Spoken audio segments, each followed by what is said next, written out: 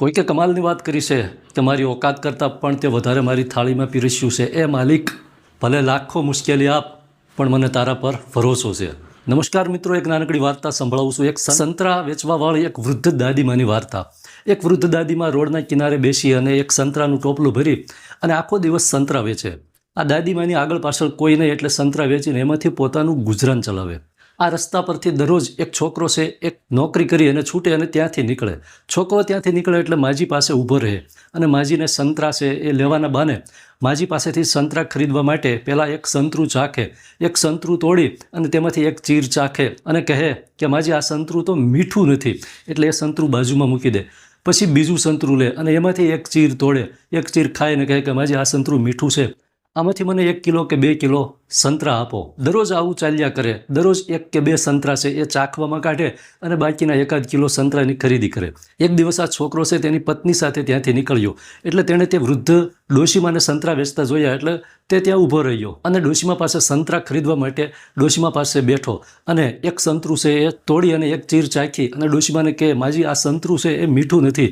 એટલે બીજું સંતરું લીધું, એ તોડ્યું અને એ ચાખ્યું તો કહે કે માજી, આ સંતરું મીઠું છે, મને આમાંથી 1 કે 2 કિલો આપો.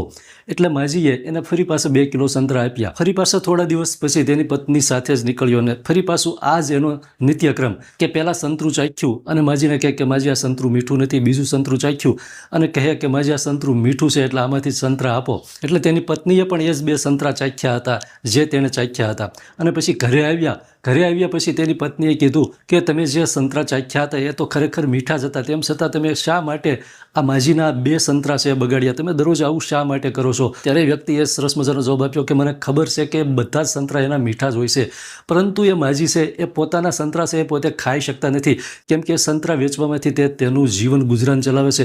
એટલે સંતરા તો બધા એના મીઠા જ હોય છે, પરંતુ એ માજી પોતાના સંતરા એ મીઠા સંતરા છે એનો સ્વાદ માણી શકે ને, એ માટે હું દરરોજ 2 સંતરા ચાખી અને ત્યાં મૂકતો આવું છું, જેનાથી માજી પણ એ સંતરા ખાઈ શકે. આ બાજુ જ્યાં માજી સંતરા વેચવા દરરોજ બેસતા હોય છે એની બાજુમાં જ એક શાક બકાલું વેચવાવાળી પણ બેસતી હોય છે. આ શાક બકાલાવાળી બેન પણ દરરોજ આ નિત્યક્રમ છે એ જોઈ રહી હોય છે અને માજીને એક દિવસ કહે છે કે માજી, પેલો છોકરો તમારી પાસે દરરોજ સંતરા ખરીદવા આવે છે, તે ચાખે છે અને પછી જ્યારે તે સંતરા છે એનું માપતોલ કરતો હોય છે ત્યારે તમે એને 2 કે 3 સંતરા વધારે આપી દો છો.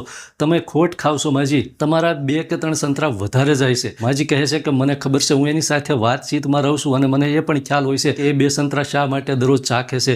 એનો પ્રેમ જેવી રીતે મારી માટે છે એમ મારો પણ પ્રેમ એની માટે છે. એટલે હું પણ જ્યારે એ સંતરા છે માપતોલ કરતી હોય, જોગતી હોય ત્યારે એની સાથે વાતોમાં રહું છું, એની મીઠી વાતોમાં રહું છું અને એને સંતરા વધારે આપી દઉં છું. જેવી રીતે એ છોકરાનો પ્રેમ મને સંતરા ખવડાવવા માટેનો છે, એ જ રીતે મારો પ્રેમ પણ એને સંતરા વધારે આપી દેવાનો છે. જો એ એનો પ્રેમ બતાવે છે તો શું હું મારો પ્રેમ નહીં બતાવું? મિત્રો, આ નાનકડી વાર્તાનો સાર છે કે છીનવીને ખાવાથી ક્યારેય કોઈનું પેટ ભરાતું નથી અને વહેંચીને ખાનારા ક્યારેય ભૂખ્યા રહેતા નથી.